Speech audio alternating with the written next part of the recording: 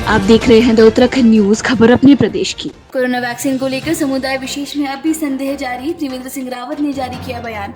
उत्तराखंड के पूर्व मुख्यमंत्री त्रिवेंद्र सिंह रावत ने कहा कि समुदाय विशेष कोरोना वैक्सीन लगवाने से बच रहा है।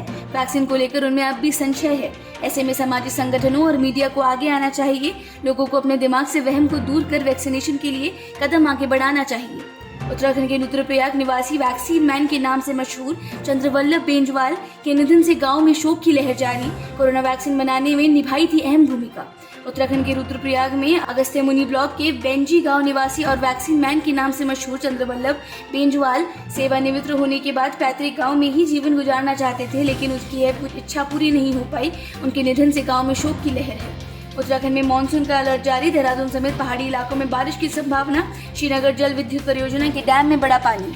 देहरादून के आसपास के इलाकों में बादल छाए रहने की संभावना। कुछ इलाकों में तेज गर्जना के साथ ही बारिश के आसार है। मौसम विभाग के मुताबिक मैदानी क्षेत्रों में तेज हवाएं भी चल सकती है। कैंची धाम में कोरोना के कारण नहीं लगा मेला। हजारों श्रद्धालुओं ने सड़क से ही किए बाबा नीम करोली के दर्शन। कोरोना संक्रमण के चलते इस बार फिर आज यानी 15 जून को कैंची मंदिर के स्थापना दिवस पर मेला नहीं लग पाया।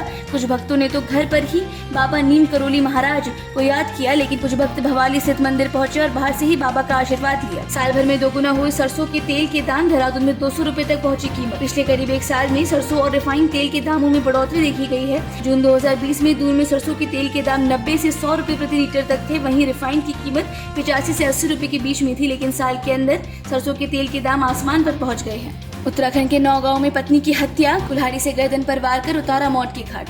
उत्तराखंड के उत्तरकाशी में एक महिला ने अपने पति की हत्या कर दी। जानकारी के अनुसार नौगांव ब्लॉक के हिमरोल गांव में महिला ने कुल्हाड़ी से पति की गर्दन पर कई वार किए, जिससे उसके पति की मौके पर ही मौत हो गई। उत्तराखंड के कॉर्बेट नेशनल पार्क में कॉटेज के नाम पर खड़ा कर दिया बंगला। जांच के आदेश। कॉर्बेट नेशनल पार्क में एक कॉटेज को बंगले का रूप दे दिया गया है। बताया जा रहा है कि यह बंगला विभाग के ही किसी उच्च अधिकारी के आवास के रूप में इस्तेमाल किया जाना था। अब शासन के निर्देश पर पीसीसीएफ राजीव भरतरी की ओर से इस मामले की जाँच शुरू कर दी गई है। चीन नेपाल सीमा पर सूचना तंत्र मजबूत करने में जुटा भारत। व्यापारियों और सुरक्षा एजेंसियों को होगा फायदा। उत्तराखंड में चीन और नेपाल सीमा से लगे गुंजी गांव में वाईफाई सेवा शुरू होने के बाद अब भारत सीमा से लगे गांव में सूचना तंत्र को मजबूत करने में जुट गया है। वाईफाई सेवा के शुरू होने से सीमांत के लोगों के साथ ही कैलाश मानसरोवर यात्रा आदि कैलाश और भारत चीन व्यापार पर जाने वाले व्यापारियों और सुरक्षा एजेंसियों को भी फायदा होगा। देहरादून में राधा स्वामी सत्संग भवन में ही लगेगी कोरोना वैक्सीन की दूसरी डोज।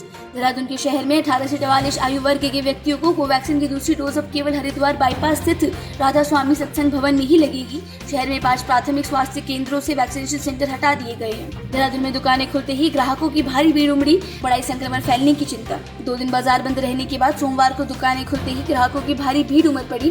भीड़ कोरोना संक्रमण को लेकर प्रशासन की बड़ी चिंता बढ़ा रही है। बाजार में ग्राहकों ने शारीरिक दूरी नियम का भी ध्यान नहीं रखा।